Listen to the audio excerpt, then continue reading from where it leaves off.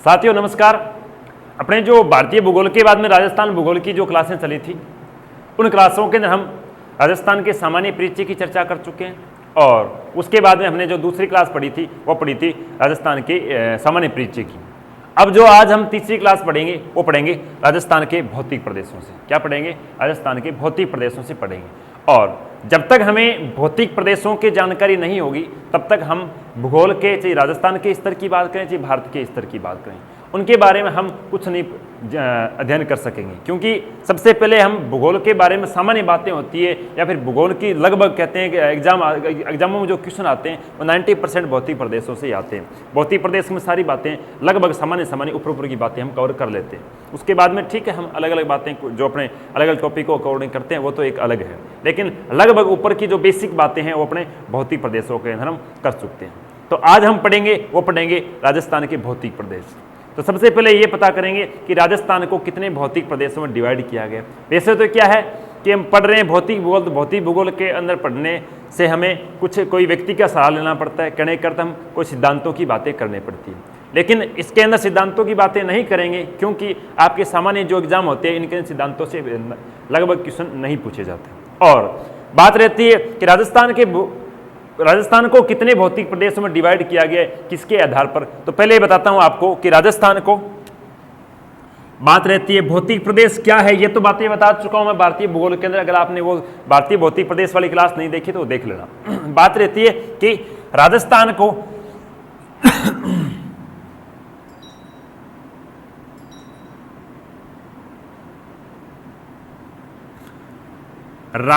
को किसकी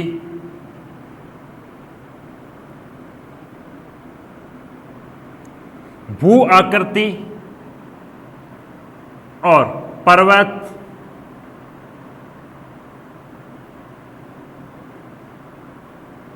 मैदान व सीमाओं के आधार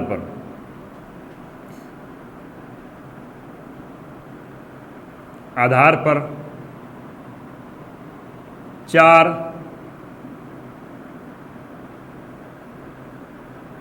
भौतिक प्रदेशों में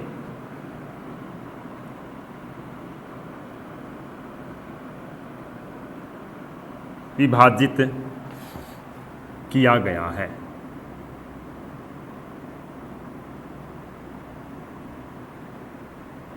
क्या कहा मैंने कि राजस्थान को भू आकृति, जिसके अंदर आप कह सकते हो पर्वत, मैदान और सीमाओं के आधार पर राजस्थान को कितने भौतिक प्रदेशों में विभाजित किया गया? 4 भौतिक प्रदेशों में। इसको विभाजित करने वाला जो व्यक्ति था उसका नाम था प्रोफेसर A.N.K. तिवारी। इन्होंने क्या है राजस्थान को 4 भौतिक प्रदेशों में विभाजित किया था। तो हम A.N.K. तिवारी के अनुसार ही राजस्थान के 4 भौतिक प्रदेशों की चर्चा करेंगे। पहले बताता हूं आपको कि राजस्थान के 4 कौन कौन से भौतिक प्रदेश है, तो उसका छोटा सा मैं डायग्राम बना के उसके बाद में आपको समझाता हूं। क्या देखो बात रहती है आपके सामने, यह आपका डायग्राम रहता है।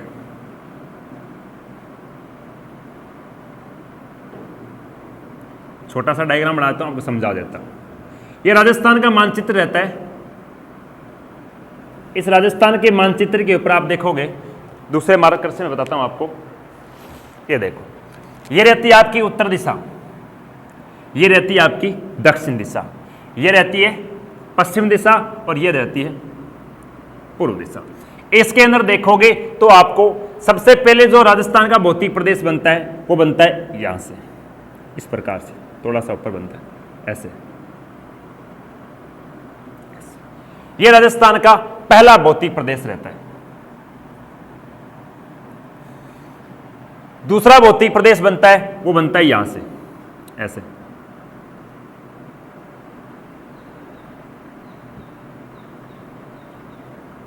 ऐसे इसके अंदर भी कहते हैं यहीं तक फैला हुआ है। इसके बाद में ये रहता है दूसरा भौतिक प्रदेश। तीसरे भौतिक प्रदेश की चर्चा करते हैं तो वो रहता है ऐसे। इसको थोड़ा सा ऐसे कर लेता हूं, ठीक है। इसके जो तीसरा भौतिक प्रदेश रहता है वो ये रहता है, ये वाला। और चौथा रहता है ये। इसको मैं अलग अलग मार्कर से अगर थोड़ा सा आपको समझाने की कोशिश करूं तो देखो, ये जो आपको दिखाई दे रहा है ये वाला, एक तो ये बन गया, और दूसरे की अगर मैं बात करूं दूसरा बन गया आपके सामने ये जो बीच में दिखाई दे रहा है, ये वाला, ये बीच में बन गया, ये रहता है। इसका थोड़ा सा विस्तार आप ऐसे भी है, जो बीच में शायद मैंने नहीं लिया होगा, यहां से ऐसे थोड़ा सा, ठीक है। तो ये बीच में रहता है, ये आपका है दूसरा भौतिक प्रदेश। तीसरा भौतिक प्रदेश आपको दिखाई दे रहा है, वो रहेगा ये, कौन सा, ब्लैक कलर वाला जो आपको दिखाई दे रहा है, यहां तक फैला हुआ नीचे। और चौथा जो भौतिक प्रदेश रहता है वो रहता है ये, जो आपको मैं रेड कलर में दिखा रहा हूं,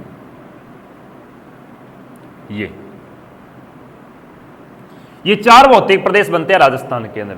इन चार भौतिक प्रदेशों को अलग अलग नाम से देखें तो पहला जो आपको भौतिक प्रदेश दिखाई दे रहा है, इसे क्या कहते हैं? इसे कहते हैं उत्तर पश्चिम, उत्तर पश्चिमी क्या मरुस्थलीय प्रदेश, क्या रहता है? उत्तर पश्चिमी मरुस्थलीय प्रदेश। दूसरा जो भौतिक प्रदेश रहता है, जो पहले वाला ये बन गया, दूसरा जो भौतिक प्रदेश रहता है वो कौन सा रहता है? दूसरे भौतिक प्रदेश का नाम आता है मध्य पर्वतीय प्रदेश। क्या रहता है? मध्य पर्वतीय प्रदेश, या फिर इसे कह सकते हो मध्य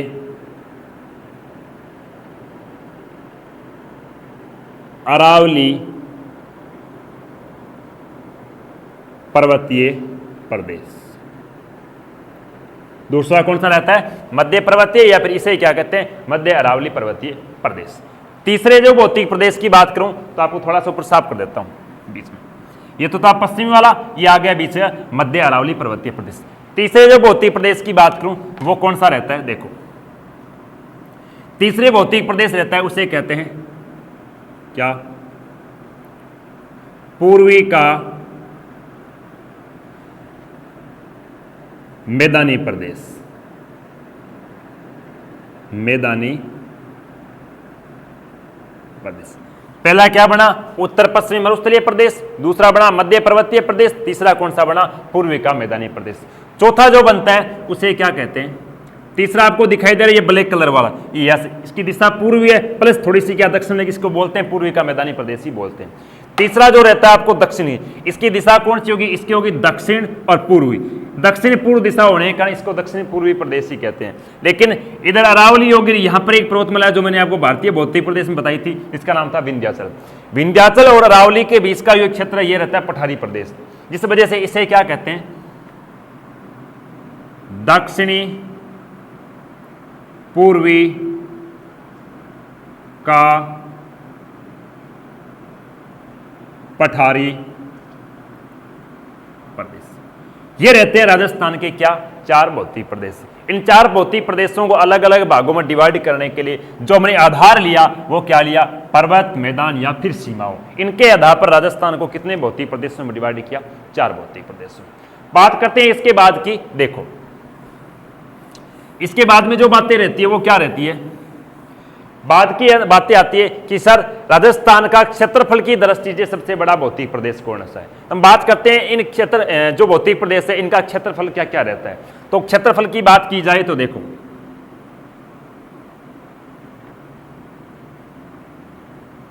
किसकी बात की जाए? क्षेत्रफल।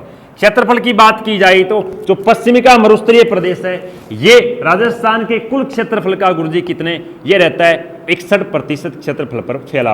आगे बात करें 61.11 कुछ है, लेकिन अपने लगभग बात करते हैं 61% क्षेत्रफल पर क्या है? ये राजस्थान का पश्चिमी मरुस्थलीय प्रदेश फैला है। दूसरा जो आता है आपका वो फैला हुआ है गुरुजी कितने पर? वो फैला हुआ आपके 10% क्षेत्रफल पर। कितने?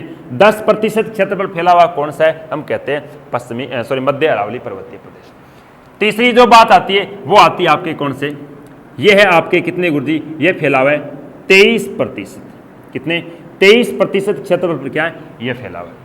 अगली बात करते हैं चौथा फैलाव है वो फैलाव है कितने, अगर एग्जाम राइट की बात की जाए 6.89% पर फैलाव है, लेकिन लगभग की बात करते हैं तो कितने 7% क्षेत्र पर यह फैलाव है। इस प्रकार से राजस्थान के क्या रहते हैं, अलग अलग प्रदेशों के अलग अलग क्षेत्रफल के आधार पर इनका क्या रहता है प्रदेश। तो बात यह आती है कि राजस्थान का क्षेत्रफल की दृष्टि से सबसे बड़ा भौतिक प्रदेश कौन सा है, बात आती है पश्चिमी मरुस्थलीय प्रदेश। सबसे छोटा कौन सा है, वो बात रहती है दक्षिण पूर्वी पठारी प्रदेश की। दूसरा बड़ा कौन सा है, तो पूर्वी का मैदानी प्रदेश। इस प्रकार से क्षेत्रफल के आधार पर चर्चा रहती है। बात रहती है इनकी जनसंख्या के आधार पर, क्या सर राजस्थान में सर्वाधिक जनसंख्या किस भौतिक प्रदेश में पाई जाती है, तो जनसंख्या की अगर बात की जाए,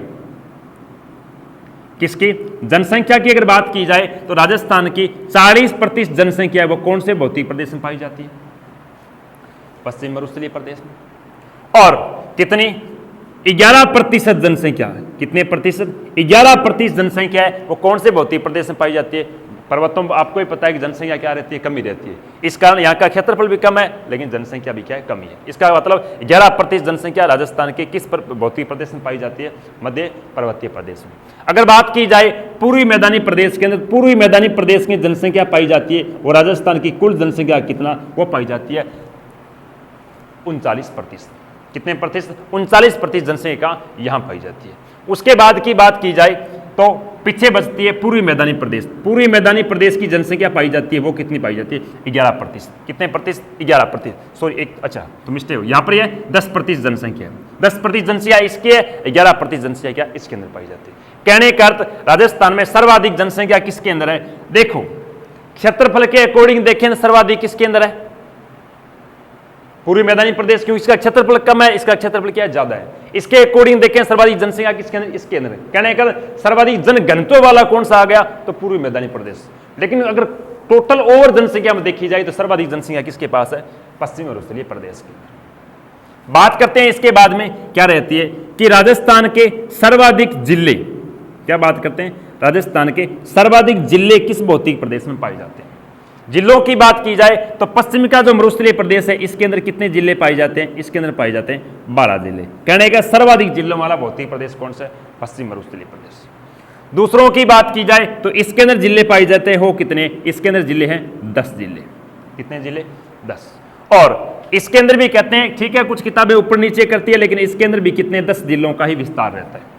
और बात रहती है दक्षिण पूर्वी पठारी प्रदेश की, तो इसके अंदर जिले पाए जाते हैं, वो पाए जाते हैं 7 जिले। 7 जिलों के अंदर ये क्या है, फैला हुआ है। इस प्रकार से क्या रहता है, इनका अलग अलग विस्तार रहता है।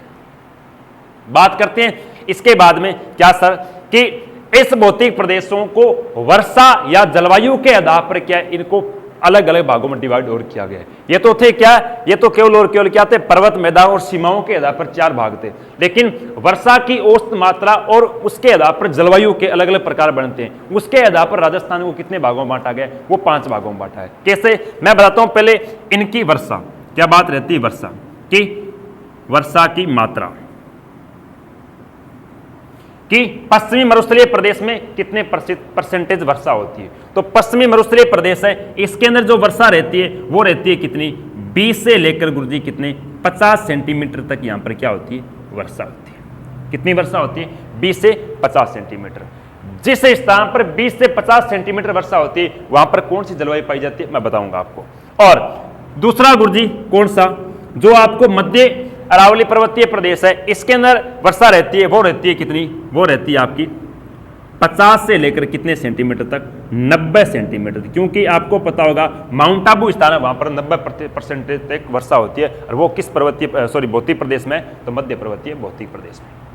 तीसरी बात करते हैं पूर्वी मैदानी प्रदेश। पूर्वी मैदानी प्रदेश की जो वर्षा पाई जाती है वो पाई जाती है 50 से लेकर कितने 80%। इसकी वर्षा कम है लेकिन उपजाऊ मृदा यहाँ पर ज़्यादा है, क्योंकि यहाँ पर नदियाँ सिंचाई वगैरह ज़्यादा होती है, जिस वजह से यहाँ पर वर्षा की मात्रा इसकी तुलना में थोड़ी कम रहती है। बाकी लगभग औसतन इसकी ज़्यादा है, क्योंकि इसकी एक ही माउंट आबू में ज़्यादा होती है, बाकी स्थानों पर कम रहती है वर्षा। चलो आगे की बात करते हैं, तो कहाँ बात करते हैं किसके, दक्षिणी पूर्वी मैदानी प्रदेश की। तो इसकी वर्षा रहती है, वो रहती है 100 से लेकर 120 सेंटीमीटर तक वर्षा होती है।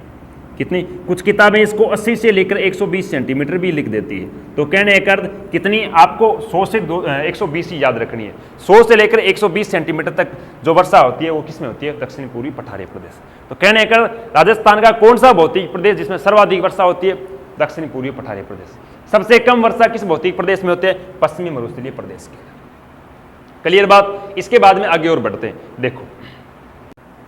देखो बात करें वर्षा की बात होती है तो इस वर्षा के आधार पर इन अलग अलग भौतिक प्रदेशों में कौन कौन सी जलवायु पाई जाती है। तो सबसे पहले जो आपका पश्चिमी मरुस्थलीय प्रदेश है, इस पश्चिमी मरुस्थलीय प्रदेश के अंदर 50 तक है। तो इस 50 तक की जलवायु 50 तक की जो वर्षा होती है, ये वर्षा भी दो अलग अलग प्रदेशों में होती है। कैसे, एक तो वर्षा होती है वो होती है कितने, 0 से लेकर, उसमें कुछ किताबें 5 से भी लिख सकती है, 5 से लेकर कितने तक, 25 सेंटीमीटर तक। कितने, 5 से 25 सेंटीमीटर। और एक दूसरा प्रदेश रहता है उसे कहते हैं 20 से लेकर कितने, 50 सेंटीमीटर तक।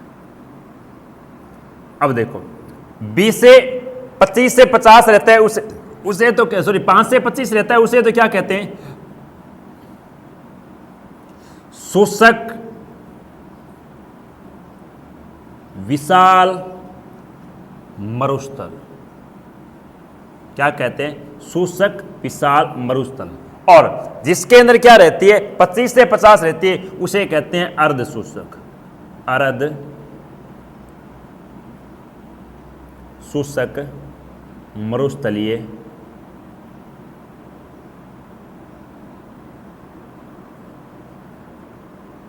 प्रदेश। क्या रहता है, अर्ध शुष्क मरुस्थलीय प्रदेश। कहने का अर्थ कि यहाँ पर जो जलवायु पाई जाती है वो कैसी पाई जाती है, शुष्क मरुस्थलीय जलवायु पाई जाती है। और यहाँ पर जो जलवायु पाई जाती है उसे हम क्या कहते हैं, अर्ध शुष्क मरुस्थलीय जलवायु पाई जाती है। और जहाँ पर वर्षा कितनी गुरुजी, जहाँ पर वर्षा होती है कितनी, 50 से 90 सेंटीमीटर तक, तो वहां पर जो जलवायु पाई जाती है उसे कहते हैं उप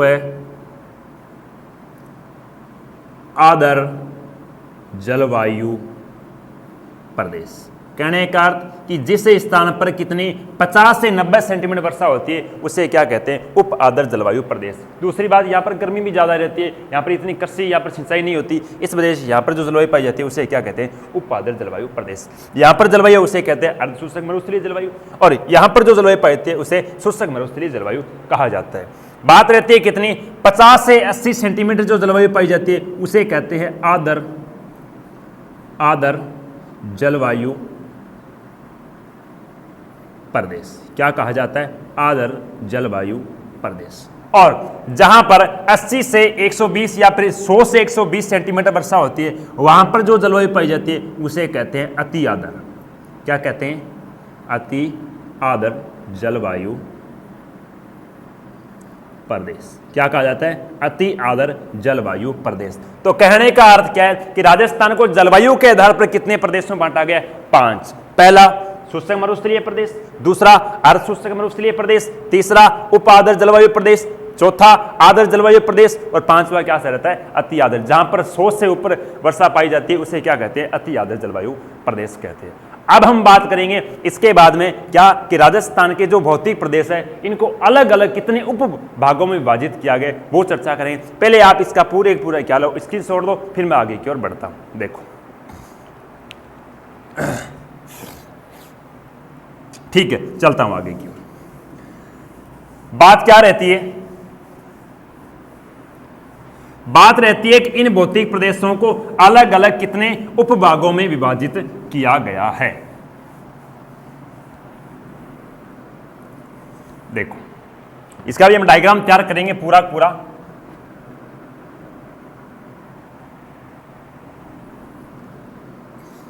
पहला था आपका कौन सा, पहला था पश्चिमी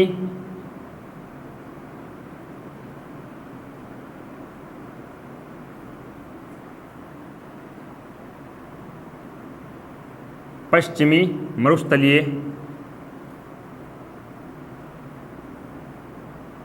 प्रदेश या फिर उत्तर पश्चिमी मरुस्थलीय प्रदेश, एक ही बात है। दूसरा रहता है वो कौन सा रहता है आपका,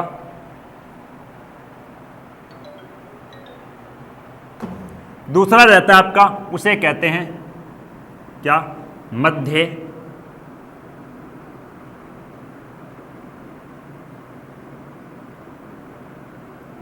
पर्वतीय प्रदेश। दूसरा क्या कहते हैं? मध्य पर्वतीय प्रदेश। तीसरा था उसे आपने क्या कहा? तीसरे का पूर्वी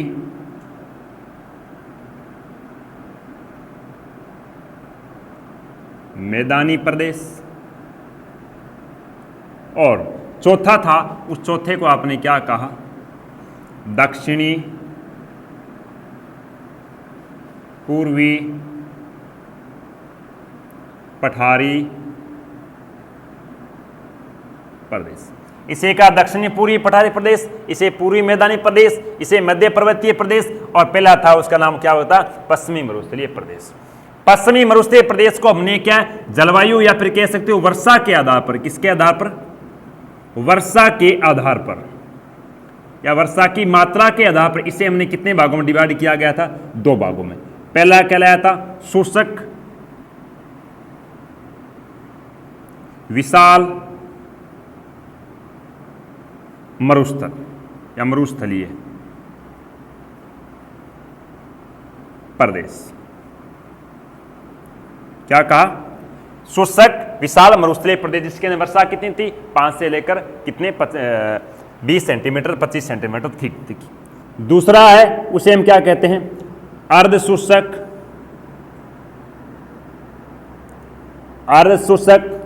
मरुस्थलीय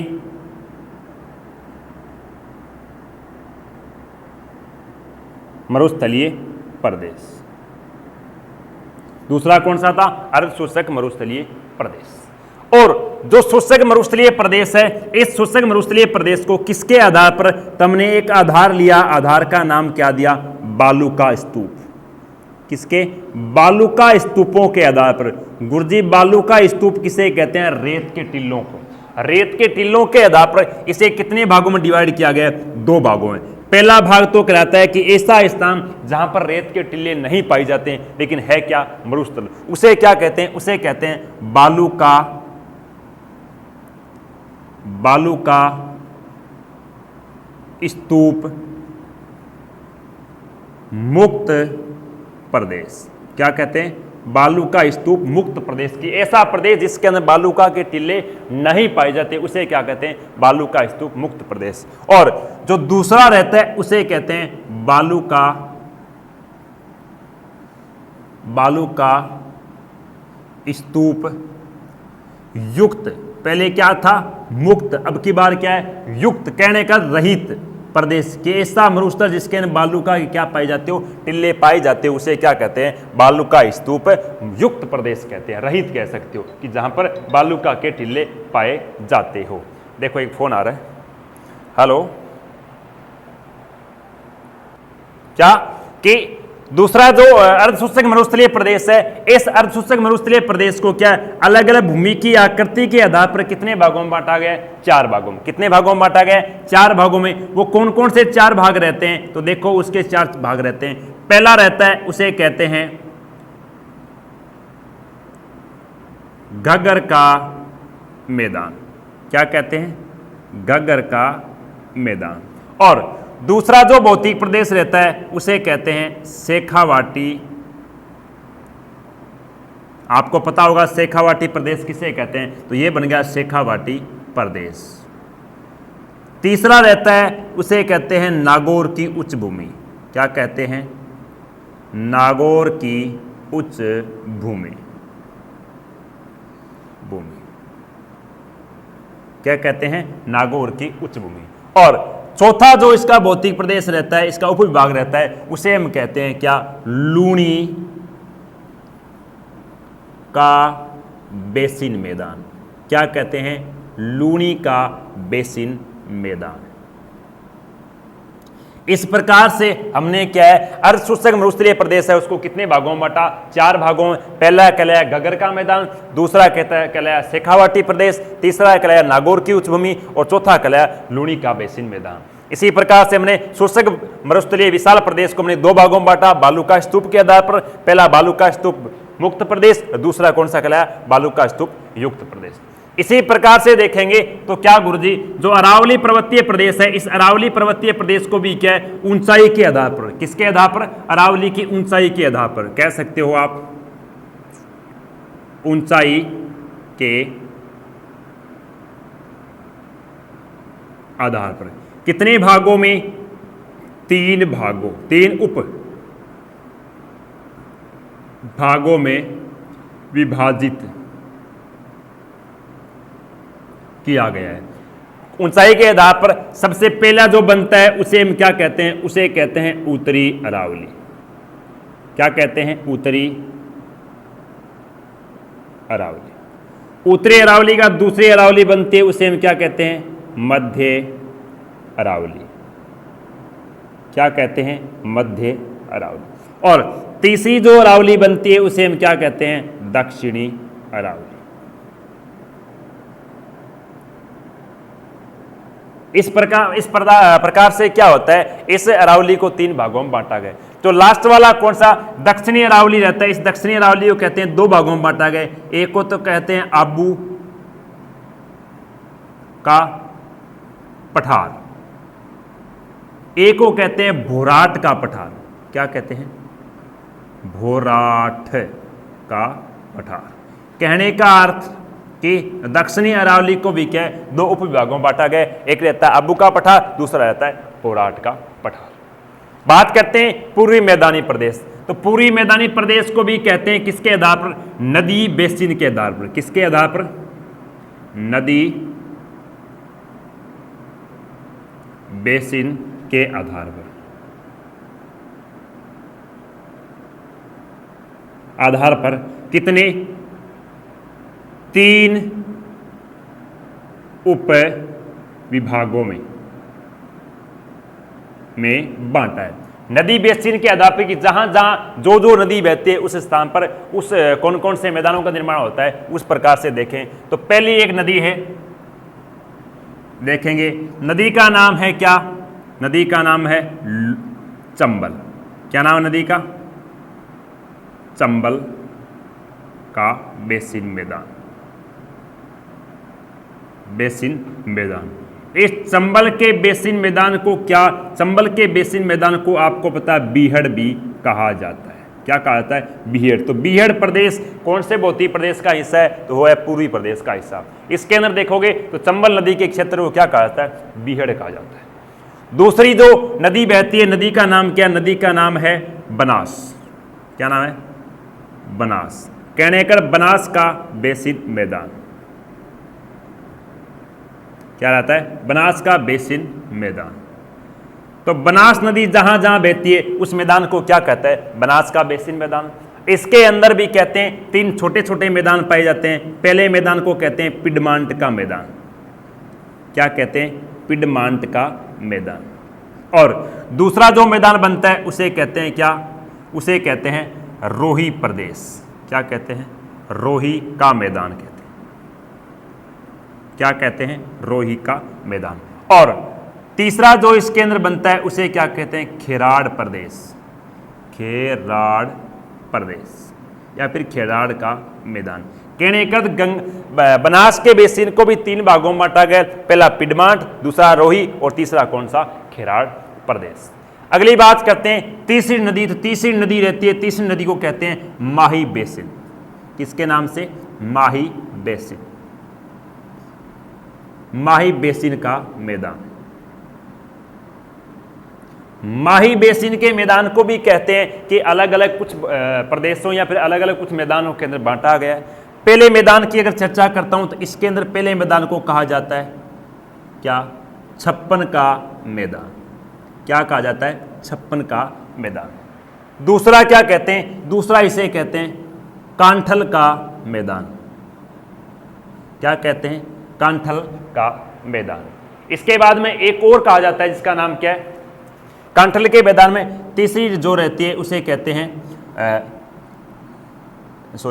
कांठल का मैदान। और एक कौन सा रह गया, कांठल, एक और रह गया यार, पता नहीं कौन सा रह गया। चलो इसकी बात बता दूंगा, आपको याद आ जाएगा, कांठल। और बात करते हैं दक्षिणी पूर्वी पठारी प्रदेश की। दक्षिणी पूर्वी पठारी प्रदेश को याद आते बता दूंगा आपको। दक्षिणी पूर्वी पठारी प्रदेश के इसको कहते हैं 2 अलग अलग भागों में बांटा गया है। पहला जिसे आप क्या कहते हो, पहले वो कहते हो हाड़ौती प्रदेश। क्या कहते हैं, हाड़ौती का पठार। और दूसरा जो रहता है उसे हम क्या कहते हैं, उसे कहते हैं दक्कन का पठार। दक्कन का पठार कहने का अर्थ इसके आधार पर अलग अलग क्या है अपने जो उपविभाग थे उनको हम बना चुके हैं। पहला जिसका हमने क्या है पश्चिम मरुस्थलीय प्रदेश, जिसको हमने क्या कहा शुष्क मरुस्थलीय, अर्धशुष्क मरुस्थलीय, दो अलग अलग बनाए। इसको किसके आधार पर, वर्षा के आधार पर लिया। और मध्य अरावली को ऊंचाई के आधार पर 3 भाग बनाए। और किसको नदी बेसिन के आधार पर 3 भाग बनाए, एक पहला चंबल मैदान, दूसरा बनास का, तीसरा माही का मैदान। और उसके बाद में हमने दक्षिणी पूर्वी पठारी प्रदेश को भी कितने भागों में, अलग अलग 2 भागों में, एक हाड़ौती का पठार और एक कौन सा, दक्कन का पठार हमने अलग अलग बनाए। आज हम ये जो उपविभागों का आप स्क्रीनशॉट लो, इसके बाद में पहला जो आपको क्या करता हूं पश्चिमी मरुस्थलीय प्रदेश जिसकी शुरुआत करते हैं। सबसे पहले आप इसका स्क्रीनशॉट लो, इसके बाद में आगे की ओर बढ़ते हैं।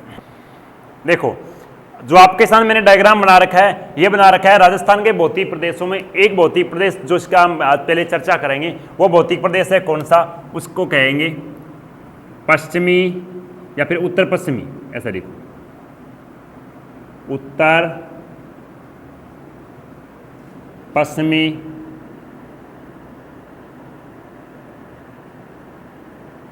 मरुस्थलीय प्रदेश। क्या कहेंगे, उत्तर पश्चिमी मरुस्थलीय प्रदेश, जिसका डायग्राम आपको दिख रहा है। अब हम इस मरुस्थलीय प्रदेश की सबसे पहले क्यों भौतिक पढ़ रहे हैं, भौतिक पढ़ रहे हैं इसका मतलब हमें यह पता करना पड़ेगा कि इस मरुस्थल की उत्पत्ति कैसे हुई, ये उस मरुस्थल बना कैसे। क्योंकि हमने भारत के भौतिक प्रदेशों पर चर्चा की थी, इसमें हिमालय की चर्चा की थी, मध्य विशाल मैदान की चर्चा की थी, प्रायद्वीपीय पठारी की चर्चा की थी, या फिर अपने दक्षिणी में जो तटीय प्रदेश है या फिर द्वीपों, इन सब की चर्चा की थी। तो उसमें हमने उत्पत्ति की चर्चा हमने सबसे पहले शुरू की थी, उसी में हम चर्चा करते हैं। तो इसकी उत्पत्ति किससे हुई है, तो इस पश्चिमी मरुस्थलीय प्रदेश की उत्पत्ति हुई है, वो हुई है किससे, तैथिस सागर से। किससे हुई है, तैथिस सागर से। गुरुजी तैथिस सागर से मरुस्थल कैसे बनता है, हाँ तैथिस सागर से या फिर किसी भी सागर से मरुस्थल का निर्माण कैसे होता है, क्योंकि इस मरुस्थल के अंदर कुछ ऐसे अवशेष मिले हैं, उन अवशेषों या फिर कुछ ऐसे उदाहरण मिले हैं जिनके माध्यम से हमें इनका अनुमान लगा सकते हैं कि इसकी उत्पत्ति किससे हुई है, तैथिस सागर से। क्यों, क्योंकि तैथिस सागर का जल था खारा। जिस दिन मैंने बताया था हिमालय की उत्पत्ति, तो मैं आपको थोड़ा सा दोबारा एक बार रिवाइज करवाना चाहता हूँ कि यहाँ पर एक प्लेट थी, जैसे मैं ऊपर वाले प्लेट की बताता हूँ, ये प्लेट थी, प्लेट का नाम क्या बताया, यूरेशिया। कौन सी प्लेट थी, यूरेशिया प्लेट। इधर की जो प्लेट थी उस प्लेट को नाम क्या दिया मैंने, इंडो प्लेट। अब क्या है, इन दोनों प्लेटों के बीच में जो जल था वो जल किसका था, तैथिस सागर का। किसका जल था, तैथिस सागर का। अब क्या हुआ, जैसे ये प्लेटें आपस में दोनों खिसकती गई, खिसकने के वजह से इसका जो जल था वो जल क्या करेगा, बीच में बेचारे रहने के लिए जगह तो मिलेगी, तो जगह नहीं मिली, तो ये जल है वो क्या है, इस प्लेट के ऊपर से क्या इस तरफ से निकलता गया आगे की ओर, आगे की ओर निकला। जिस जिस स्थान से ये जल निकला उस स्थान पर अपने अवशेषों को छोड़ता गया। कहने कर इसके अंदर जो जीव जंतु थे वो स्थल भाग पर रह गए, या फिर अपने अपने जो अंदर जो जल की मात्रा थी वो मात्रा गुणवत्ता थी जैसे आप खारेपन की, वो भी उस भूमि के पर रखते गई। तो कहने कर इस तैथिस सागर पे कुछ ऐसे अवशेष मिले जिसके अनुसार हम कह सकते हैं कि ये मरुस्थल है, ये मरुस्थल तैथिस सागर से ही उत्पन्न हुआ है। कैसे, तो इसके कुछ आपको उदाहरण बताता हूं। जैसे क्या, पहली बात तो एक आती है क्या, कि जो आपने नाम सुना होगा डायनासोर। डायनासोर केवल और केवल किसके, तैथिस सागर के जल में ही पाया जाता था। और उस डायनासोर के अवशेष है वो अपने तैथिस सागर के, अपने थार के मरुस्थल या फिर पश्चिमी मरुस्थलीय प्रदेश में पाए गए। तो अनुमान लगाया भाई ये डायनासोर आया कहाँ से, मृत डायनासोर के जो अवशेष है वो आए कहाँ से। यहाँ तो तैथिस सागर था ही नहीं, तैथिस सागर नहीं था, इसका मतलब ये डायनासोर आया कहाँ से। तो डायनासोर आया, इसका मतलब 100% यहाँ पर क्या था, तैथिस सागर था। पहली बात तो क्या है, डायनासोर, डायनासोर के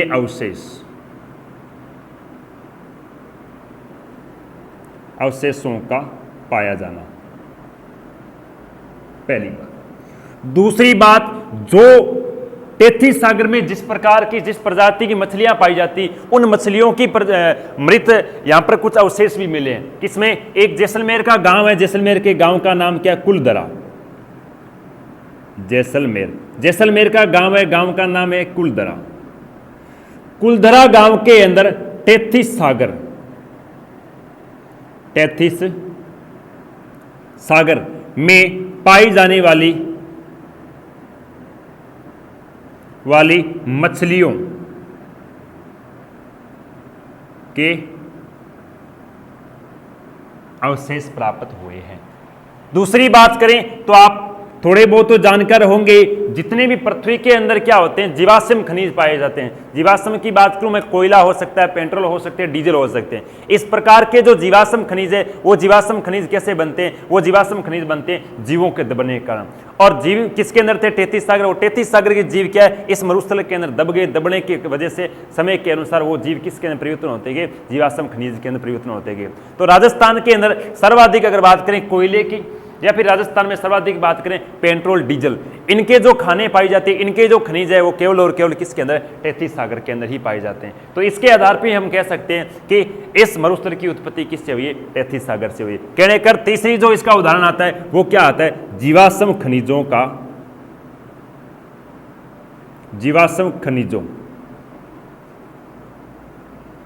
की प्रधानता। तो ये जीवाश्म खनिज यहीं क्यों नहीं पाए जाते? पूर्व में क्यों नहीं पाए जाते? मध्य में क्यों नहीं पाए जाते? दक्षिण पूर्व में क्यों नहीं पाए जाते? यहीं क्यों पाए जाते हैं? इसका अर्थ एक ये कि यहाँ से पहले कोई ना कोई सागर निकला होगा, जिस सागर में जितने भी जीव थे, या फिर बीच में जितने भी पेड़ पौधे वो सारी मिट्टी के दब गए। और दबने के कारण क्या हो गया? धीरे धीरे जीवाश्म खनिजों की क्या होती गई?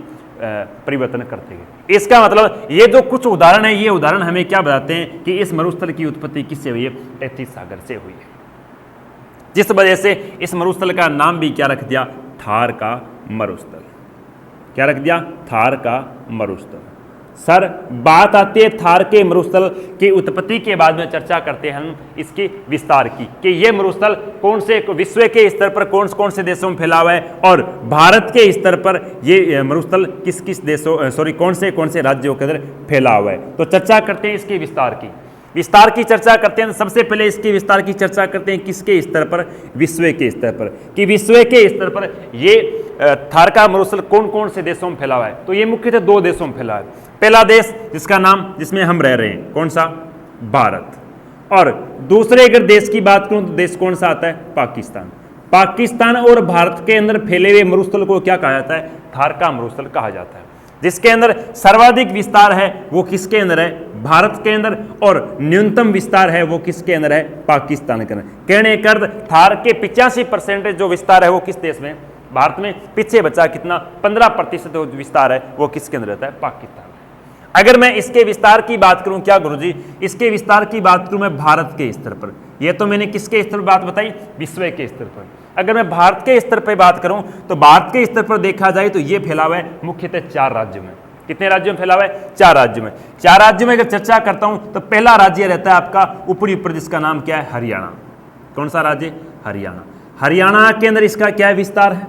हरियाणा के बाद में बात करूं दूसरे राज्य की तो राज्य रहता है आपका कौन सा? पंजाब। पंजाब के अंदर भी कुछ मात्रा में इसका क्या रहता है? विस्तार रहता है। और तीसरे राज्य की अगर बात करूं क्रमवाइज, जो तीसरा राज्य आता है राजस्थान। कौन सा? राजस्थान। और राजस्थान के बाद में अगर मैं चौथे राज्य की बात करूं जिसे हम क्या कहते हैं? गुजरात। गुजरात के अंदर आपने सुना होगा कच्छ कारण। ये कच्छ कारण इसी का ही क्या है? भाग रहता है।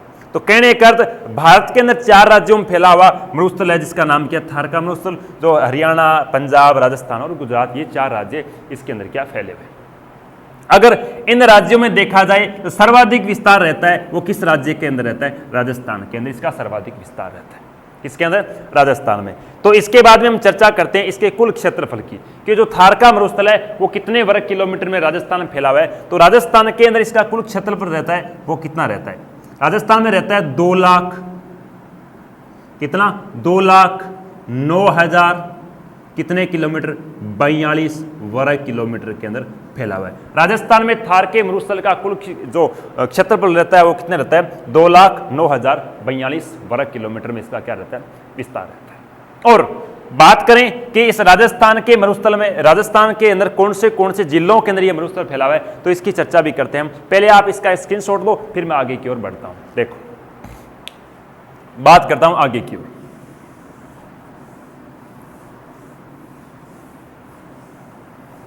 क्या चर्चा रहती है? चर्चा यह रहती है कि राजस्थान के स्तर पर यह मरुस्थल कौन से जिलों में फैला हुआ है और इसका क्षेत्रफल कितने कितने वर्ग किलोमीटर के अंदर है। तो देखो, पहला इसकी बात करते हैं राजस्थान के स्तर पर। राजस्थान के स्तर पर इस मरुस्थल का क्या गुरुजी विस्तार है। इसके मरुस्थल की अगर विस्तार की बात की जाए तो राजस्थान में ये कितने 12 जिलों के अंदर क्या है फैला हुआ है। कितने जिलों में फैला हुआ है 12 जिलों में फैला हुआ है, जिसका भी मैंने क्षेत्रफल बताया कितना 2,09,042 वर्ग किलोमीटर। इसके अंदर से भी क्या है, कई बार ऐसे भी पूछ लेते हैं कि इस 2,09,042 वर्ग किलोमीटर इसके अंदर से पूर्णतः रियल में देखा जाए पूर्णतः मरुस्थल है, केवल उसके अंदर कुछ नहीं होता, वनस्पति वगैरह कुछ नहीं होती, वो कितने वर्ग किलोमीटर में फैला हुआ है। तो यहां पर बात क्या आती है पूर्ण मरुस्थल,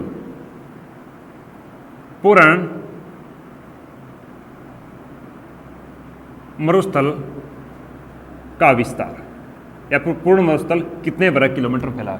तो पूर्ण मरुस्थल है वो फैला हुआ है 1,00,000 कितने हजार 75,000 कितने 75,000 वर्ग किलोमीटर में फैला हुआ है।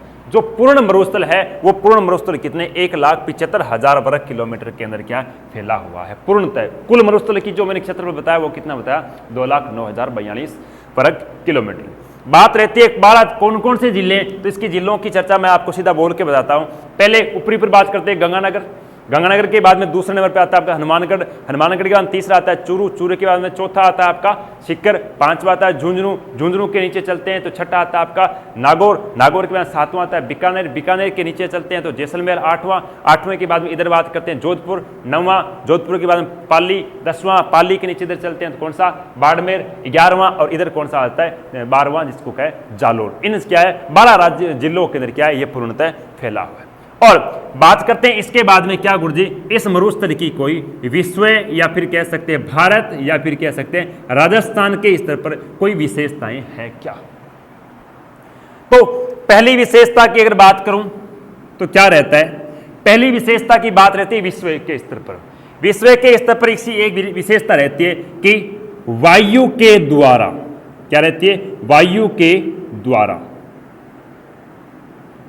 सर्वाधिक, साथ साथ नोट करते रहें, वायु के द्वारा सर्वाधिक क्या गुरुजी मृदा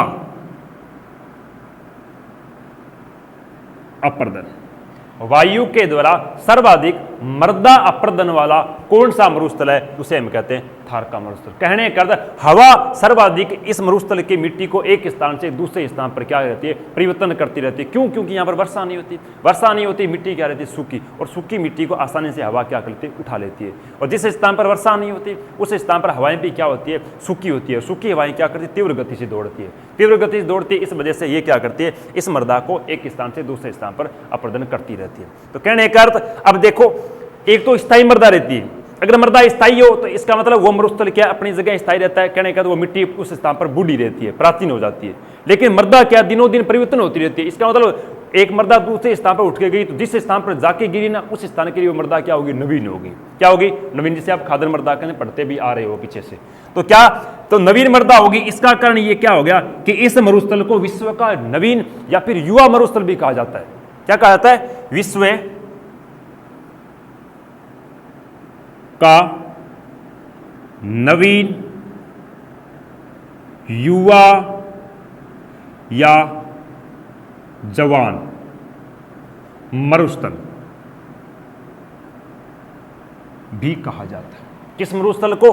थार के मरुस्थल को। और विश्व का ऐसा कौन सा मरुस्थल जिसमें सर्वाधिक वायु द्वारा अपर्दन होता है वो भी कौन सा आपका थार का मरुस्थल। अगली अगर बात करते हैं तो विश्व के स्तर पर एक और बात आती है, क्या बात आती है वो ये आती है कि विश्व का सर्वाधिक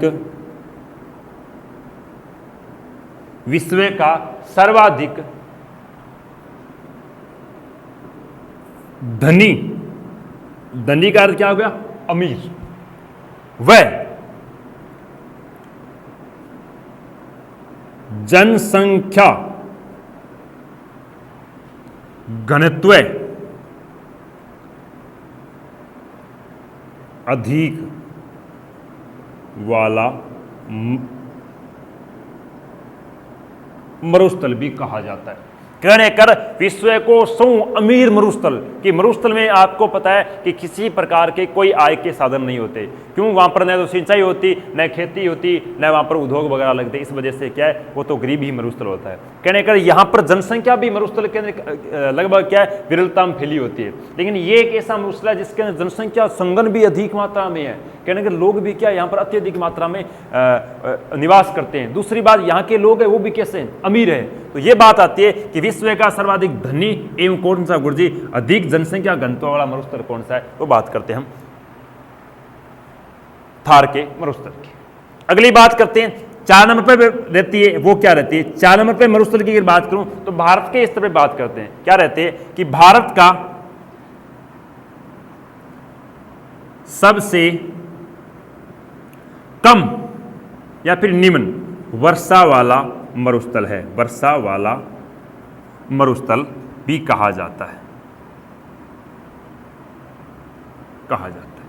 विश्व भारत का सबसे कम वर्षा वाला मरुस्थल कौन सा है, थार का मरुस्थल। इसके बाद में अगर और चर्चा करें हम राजस्थान के स्तर पर देखी जाए तो राजस्थान के स्तर पर भी एक बात रहती है, क्या कि राजस्थान की सबसे अधिक जनसंख्या वाला भौतिक प्रदेश भी कहा जाता है। क्या कहा जाता है, भौतिक प्रदेश। और अगर इसकी बात की जाए तो देखो, इसको आप स्क्रीनशॉट ले लो, साथ साथ आप नोट करते रहा करो। बोर्ड पर स्क्रीनशॉट साफ आए न आए, लेकिन साथ साथ क्या है, कॉपी और अपनी जो पेंसिल होती है उसके साथ नोट्स बनाते रहा करो। चलो मैं आगे की ओर बढ़ता हूं।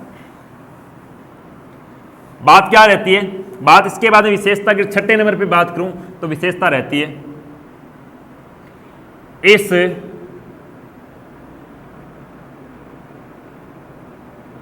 मरुस्थल की जो वनस्पति है। क्या कहा, एक बात नोट करना, आप कुछ बातें अपने आप कुछ किया करो, क्योंकि सारी बातें किताबों के अकॉर्डिंग करोगे तो आप किताबी कीड़े बन जाओगे। किताबी कीड़े नहीं, इंसान को प्रैक्टिकल होना चाहिए, प्रैक्टिकली कुछ देखा करो। इस मरुस्थल के अंदर रहते हो, इसका मतलब आपको सारी जानकारी होनी चाहिए। ऐसा नहीं कि आप मतलब ठीक है आपको हिमालय की जानकारी नहीं, हिमालय आपने देखा नहीं है, लेकिन जिस स्थान पर रहते हो उस स्थान की तो पता ही होगा। अब यहाँ पर मैं वनस्पति की बातें करूँ तो यहाँ पर आपको बड़ी बड़ी जो पत्तों वाले पेड़ तो मिलेंगे नहीं, कि बड़ी पत्तियां होंगी, सिंपल सी बात है। उनको पानी की आवश्यकता क्या होगी, अधिक, और पानी यहाँ पर लोगों को पीने के लिए पेड़ों को कहाँ से मिलेगा।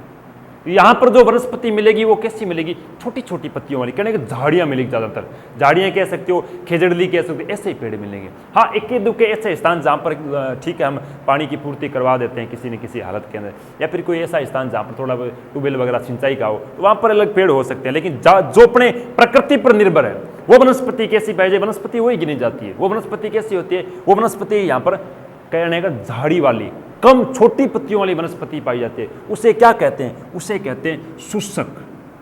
क्या कहते हैं, शुष्क वनस्पति कहा जाता है। क्या कहा जाता है, शुष्क वनस्पति, जिसे जीरोफाइट, क्या वैज्ञानिक नाम क्या दिया, जीरोफाइट,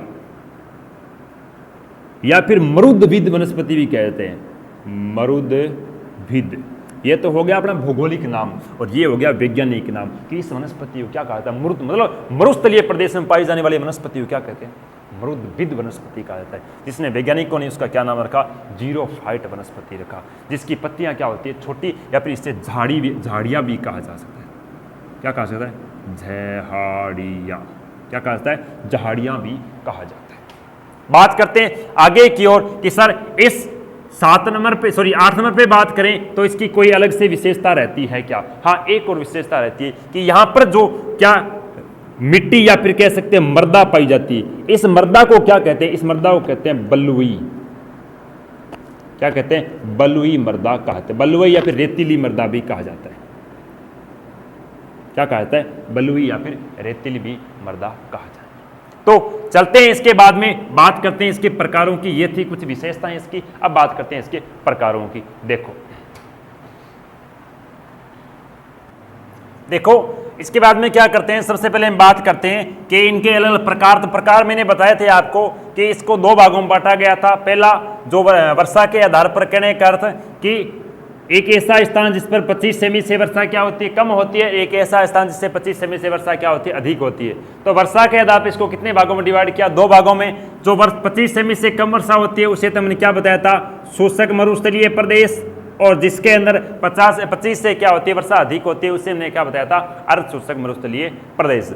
शुष्क मरुस्थलीय प्रदेश की बात करें, जो आपको यहाँ पर दिखाई दे रहा है एक रेड कलर में, ब्लैक कलर में, ये पूरा जो मरुस्थल रहता है, मैं आपको यहाँ पर दोबारा इस मार्कर के माध्यम से बता देता हूँ। ये जो आपको दिखाई दे रहा है, ये जो बीच में दिखाई दे रही है, ये पूरा क्या कहता है, शुष्क मरुस्थलीय प्रदेश के नाम से जाना जाता है। इसके अंदर जो वर्षा होती है वो गुरुजी कितनी होती है, ये 0 से लेकर 25 सेमी तक वर्षा होती है। हाँ, इसमें कुछ किताबें 10 भी या 5 भी लिखते हैं, लेकिन आपको 0 से याद रखो, 0 से 25 सेमी तक क्या होती है, वर्षा होती है।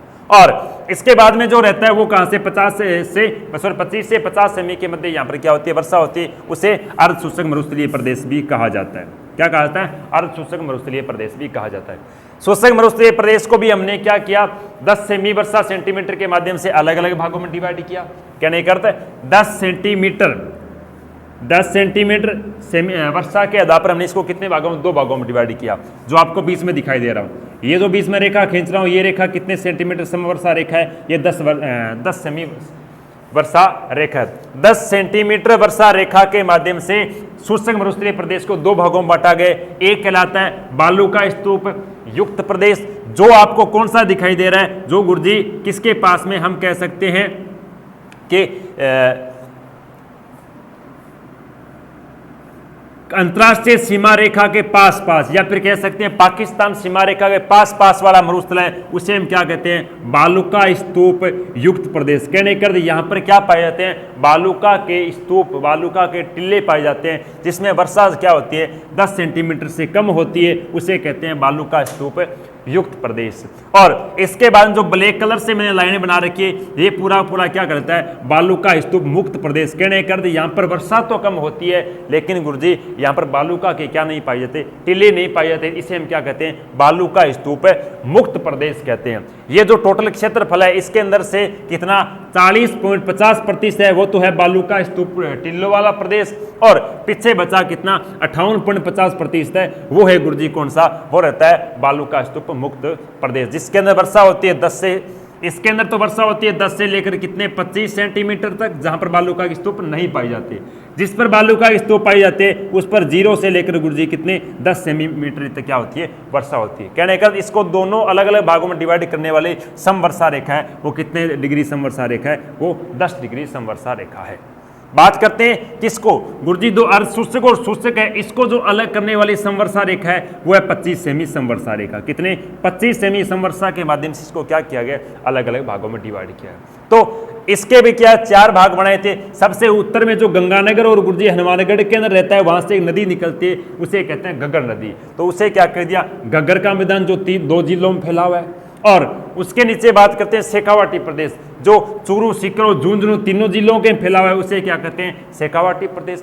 उसके नीचे देखते हैं तो वो रहती है आपकी नागौर की उच्च भूमि। नागौर की उच्च भूमि में कहते हैं कि नमक की मात्रा अधिक होने के कारण ये थोड़ी सी क्या बाकी जो आपके 4 भौतिक प्रदेश उससे थोड़ी ऊपर उठी हुई है, इसलिए उसे नागौर की उच्च भूमि के नाम से भी जाना जाता है, जहाँ पर सर्वाधिक फ्लोराइड की मात्रा पाई जाती है।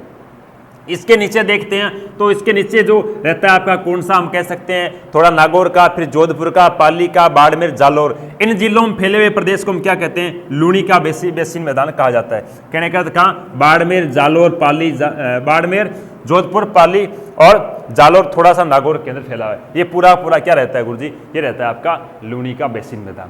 थोड़ी सी इसकी बातें बची है, ज़्यादा तो कुछ बातें बची नहीं है। बची क्या है, कुछ बातें थोड़ी सी बालू का स्तूपों से रहते हैं। जो बालू का स्तूप युक्त प्रदेश है, इससे कभी कभी बालू का स्तूपों के क्वेश्चन पूछ लेते हैं, और इसी से कुछ क्या है 2-3 विशेषताएं जो इससे बची हुई है। बाकी तो देखो आप कितना लंबा चौड़ा पढ़ते रहो, इसका कोई अंत नहीं है। लेकिन जो अपने एग्जाम पॉइंट ऑफ व्यू से बात करें तो इसके अंदर थोड़ी बातें बची है, वो आपको बताना चाहता हूँ कि इसके अंदर कुछ बालूका के स्तूप पाए जाते हैं। देखो मैं इसको मिटा देता हूँ, साफ कर देता हूँ, क्या कि इसके अंदर कुछ बालूका के स्तूप पाए जाते हैं। देखो बालूका के स्तूपों को क्या अलग अलग नामों से जाना जाता है। सबसे पहला जो बालूका स्तूप पाया जाता है उसे क्या कहते हैं, उसे कहते हैं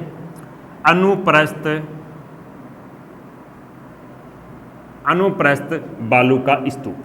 क्या कहा जाता है, बालूका स्तूप, गुरुजी अनुप्रस्थ बालू का स्तूप किसे कहते हैं? अनुप्रस्थ का अर्थ हो गया कि यहां से मान लो पश्चिम दिशा से क्या चल रही है, हवाएं चल रही है। क्या चल रही है? हवाएं चल रही है, और इन हवाओं के समकोण के ऊपर कहने का इस प्रकार से कोई बालू का स्तूप का निर्माण हो। किस प्रकार से? इस प्रकार से कोई बालू का स्तूप, हवाएं यहां पर चल रही है, हवाएं इस प्रकार से उठे, समकोण की आकृति में जो बालू का टिल्ला बनता है उसे क्या कहा जाता है? उसे कहा जाता है समकोणीय बालू का स्तूप, या फिर उसे क्या कहा जाता है? अनुप्रस्थ बालू का स्तूप। इन ऐसे बालू का स्तूप राजस्थान के कौन से स्थानों पाए जाते हैं? तो ऐसे बालू का स्तूप हम कह सकते हैं पुगड़, सूरतगढ़, या फिर रावतसर, चूरू, या फिर झुंझुनू। इन जिलों में क्या है गुरुजी? इस प्रकार के बालू का स्तूपों क्या रहता है? निर्माण होता है। इसके बाद में दूसरे बालू का स्तूप की अगर बात की जाए तो दूसरा बालू का स्तूप आ जाता है, उसे कहते हैं पैराबोलिक बालू का स्तूप। क्या कहा जाता है? पैराबोलिक बालू का स्तूप। ये पैराबोलिक बालू का स्तूप राजस्थान में क्या है? सर्वाधिक पाए जाते हैं। क्या पाया जाता है? इसकी आकृति कैसी रहती है? इसकी आकृति हवाएं क्या करती है? जैसे जाकर टकराती है, टकराने के बाद में ये क्या है? जैसे ये तो समकोण ऊपर बनेगा तिखा एकदम, लेकिन ये क्या बनेगा? इस प्रकार से बनेगा, इस प्रकार से। कहने का चंद्र जो अर्धचंद्राकार की आकृति होती है उस प्रकार से क्या होगा? इसका निर्माण होगा। हवा टकराएगी, टकरा के बीच में से थोड़ा सा क्या मिट्टी उठ जाएगी, उस साइडों में मिट्टी क्या बनी रहेगी, इस प्रकार से ऐसे क्या बनते जाएंगे, इस प्रकार से क्या करते जाए? बनते जाए। इस प्रकार के बालू का स्तूपों क्या कहा? बीच में थोड़ी मतलब तिरछी नहीं रहेगी, ऐसे ऐसे रहेगी। दोबारा बताता हूँ आपको, इस प्रकार से बनेंगी, ऐसे ऐसे ऐसे बालू का स्तूप बनेंगे। उन बालू का स्तूप को क्या कहा जाता है? इन्हें कहा जाता है पैराबोलिक बालू का स्तूप, या फिर इन्हें अर्धचंद्राकार बालू का स्तूप के नाम से भी जाना जाता है। या फिर इन्हें कह सकते हैं कि महिलाओं की क्या हेयर पिन होती है, जो बालों के अंदर जो पिन लगाई जाती है उसे हेयर पिन कहा जाता है, उसके आकृति के नुमा भी इस प्रकार के बालू का स्तूप है। ऐसे बालू का स्तूप राजस्थान में सर्वाधिक इनका विस्तार रहता है। कहने का बीकानेर के अंदर भी पाए जाते हैं, जोधपुर के अंदर भी ऐसे बालू का स्तूप में विस्तार रहता है। कहने का राजस्थान में सर्वाधिक बालू का स्तूप किस आकृति के पाए जाते हैं? पैराबोलिक, हेयरपिन, या फिर अर्धचंद्राकार आकृति जैसे बालू का स्तूप पाए जाते हैं। तीसरा जो बालू का स्तूप रहता है, जो अपने इंपोर्टेड रहता है, उसे कहते हैं क्या गुरुजी? उसे कहते हैं रेखीय बालू का स्तूप। क्या कहा जाता है? रेखीय बालू का स्तूप। क्या ये तो बने, ये एक दो है, लेकिन ये बालू का स्तूप बनते एक रेखा केंद्र बनते। कहने का कि एक जो पर्वत श्रृंखला बनती है उस प्रकार से एक रेखा के नुमा बहुत सारे बालू का स्तूप का निर्माण होता है, उन्हें कहते हैं रेखीय बालू का स्तूप। ये राजस्थान में सर्वाधिक कहाँ? ये राजस्थान में बीकानेर, बीकानेर के बाद कहें जैसलमेर, और जैसलमेर की बात की जाए तो कहाँ? बाड़मेर। बीकानेर में लूनकरंस वाला क्षेत्र रहता है, इस क्षेत्र में क्या है? ये सर्वाधिक इस प्रकार के रेखीय नुमा बालू का स्तूप पाए जाते हैं, और इसे इन बालू का स्तूपों को पवनावर्ती बालू का स्तूप भी कहा जाता है। क्या कहा जाता है? पवनावर्ती बालू का स्तूप के नाम से भी जाना जाता है। ये थे आपके तीन मुख्य थे बालू का स्तूप। इसके अलावा आपको कई ऐसे बालू का स्तूप नाम और भी है, लेकिन इसके बाद में कुछ इस बालू का स्तूप वाले प्रदेश की कुछ विशेषता रहती है चिंचारे के, उस विशेषता से क्वेश्चन बनते हैं। बाकी तो ये मरुस्थलों से तो क्या बड़े लेवल पे क्वेश्चन बनते हैं, छोटे लेवल पे क्वेश्चन बनने की कोई संभावना ही नहीं रहती है। सबसे पहले बताता हूँ कि गुरुजी एक नाम आता है भौगोलिक दृष्टि से, नाम का क्या रहता है? उसे कहते हैं इर्ग।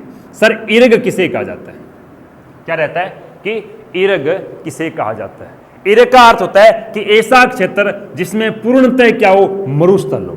ऐसा प्रदेश जो पूर्णतः कैसा हो? मरुस्थल हो, उसे क्या कहा जाता है? इर्ग कहा जाता है। क्या कहा जाता है? इर्ग कहा जाता है। दूसरा जो रहता है उसे कहते हैं क्या? हमादा। कि सर हमादा किसे कहते हैं? दूसरा क्या रहता है कि सर हमादा किसे रहता है? हमादा का अर्थ हो गया ये तो पूर्णतः रेतीला प्रदेश है। हमादा का अर्थ हो गया ऐसा प्रदेश जो है तो मरुस्थल, लेकिन वो रेतीला नहीं है। ये तो रेतीला है, कैसा है? रेतीला। लेकिन ये प्रदेश है पूरा पूरा कैसा होगा? पथरीला होगा। कैसा होगा?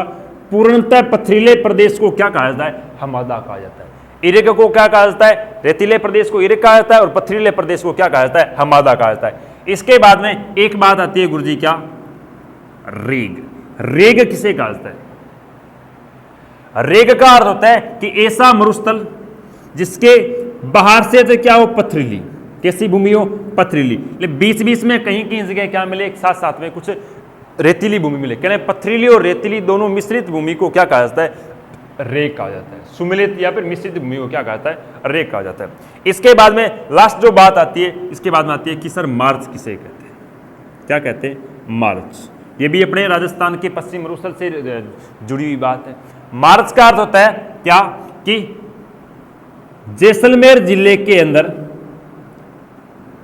या फिर जैसलमेर की कोई जरूरत नहीं है, या फिर ऐसे कह सकते हो कि ऐसे टिल्ले, जो टिल्ले क्या होते हैं मार्च से लेकर हम कह सकते हैं जुलाई तक अपने स्थान को परिवर्तन कहते रहते हैं कि यहां से टिल्ला क्या हो गया, समाप्त हो गया, आगे जाकर टिल्ला बन गया। आप नहीं देखते हो कि सड़कों पर इस गर्मी वाले मौसम के अंदर क्या है, छोटे छोटे रेत के टिल्ले बन जाते, सड़क पर मिट्टी आ जाती है। कहने का अर्थ क्या है कि रेत के टिल्लों का आगे की ओर क्या करना, खिसकना है गुरुजी, क्या कहता है, मार्च कहलाता है। जिसमें राजस्थान में सर्वाधिक टिल्ले खिसकते हैं, वो खिसकते हैं जैसलमेर का एक गाँव है, गाँव का नाम है नाचना।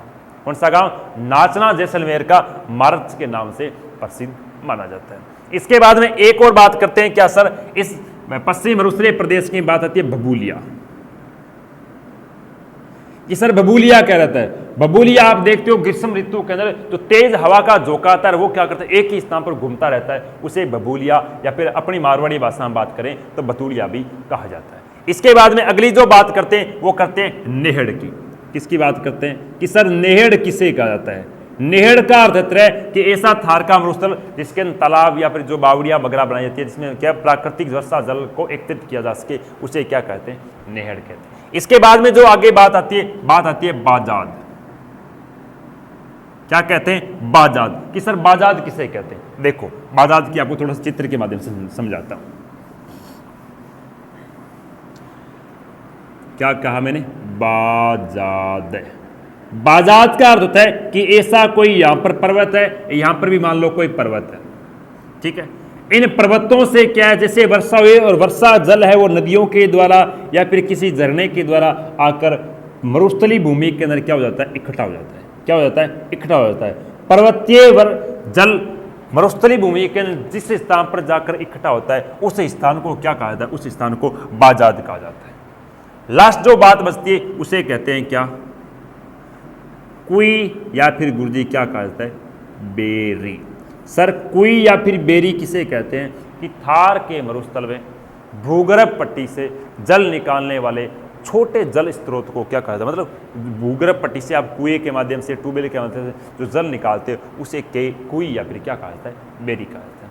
ये था आपका थार का पश्चिमी मरुस्थल। इसके बाद में बात करेंगे अगले मध्य अरावली पर्वतीय प्रदेश की। तब तक इस क्लास के साथ बने रहे। बहुत बहुत धन्यवाद। आज के लिए इतना ही।